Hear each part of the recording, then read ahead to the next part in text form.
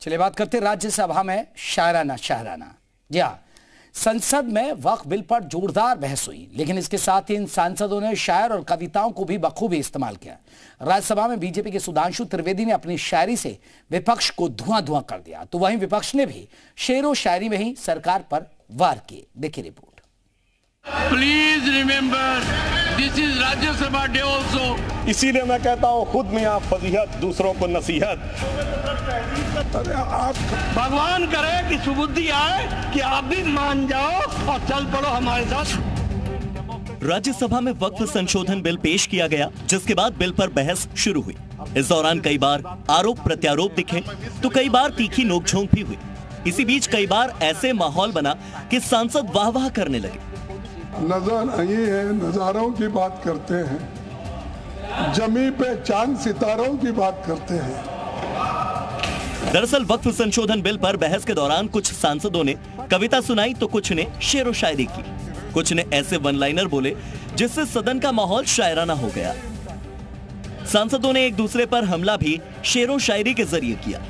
मल्लिकार्जुन खड़गे ने बिल पर चर्चा के दौरान सरकार पर निशाना साधा और कहा कि नजर नहीं है, नजारों की बात करते हैं। तो वहीं जेपी नड्डा ने कविता के जरिए उन पर भी हमला बोला। नजर नहीं है, नजारों की बात करते हैं, जमी पे चांद सितारों की बात करते हैं। वो हाथ जोड़कर बस्ती को लूटने वाले, वो हाथ जोड़कर बस्ती को लूटने वाले भरी सभा में सुधारों की बात करते हैं। और मिली कमान तो अटकी नजर खजाने पे जमीन पे लगी। मिली कमान तो अटकी नजर खजाने पर, नदी सुखा के किनारों की बात करते हैं। बुरा जो देखन मैं चला, बुरा ना मिलिया कोई, जो दिल खोजो आप ना, मुझसे बुरा ना कोई। चले थे दुनिया में ढूंढने, अपने आप को तो जरा ढूंढ लेते हैं कि अपनी क्या गतिविधि है और किस तरीके से आप काम करते रहे हो और किस तरीके से दिल्ली की जनता ने आपको सबक सिखा दिया है। सांसदों का कवि अवतार यही नहीं रुका। इमरान प्रतापगढ़ी ने वक्फ बिल के विरोध में जो शेर सुनाया, उसके बाद संसद तालियों से गूंज उठा और वहीं सुधांशु के शेरों ने तो सब धुआं धुआं कर दिया। ये जो वक्फ की जमीनें हैं, ये हमारे पुरखों ने धार्मिक कामों के लिए डोनेट किया है, तो हम भी तो इसी देश के नागरिक हैं, हम भी तो इसी देश के बेटे हैं, तो वक्फ की जमीनें भी तो इसी देश की जमीनें हैं। उनको पराया क्यों बोलते हैं आप? सभापति महोदय, पाकिस्तान के खिलाफ लड़ते हुए अपनी जान देने वाले महावीर चक्र विजेता ब्रिगेडियर उस्मान हो या पाकिस्तान के पैटर्न टैंक उड़ाने वाला परमवीर चक्र विजेता वीर अब्दुल हमीद हो, वो भी तो इसी जमीन के लिए अपनी जान दे रहा था ना।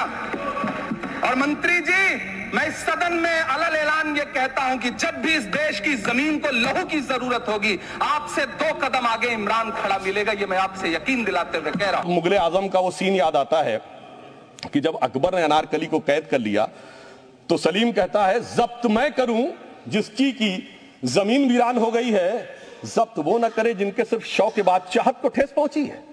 ये जिल्ले इलाही की बादशाही नहीं बल्कि खुदाई है। मैं कहना चाहता हूं, जो संविधान को न माने, कानून का न माने, इसका मतलब वो अपनी खुदाई में जी रहा है।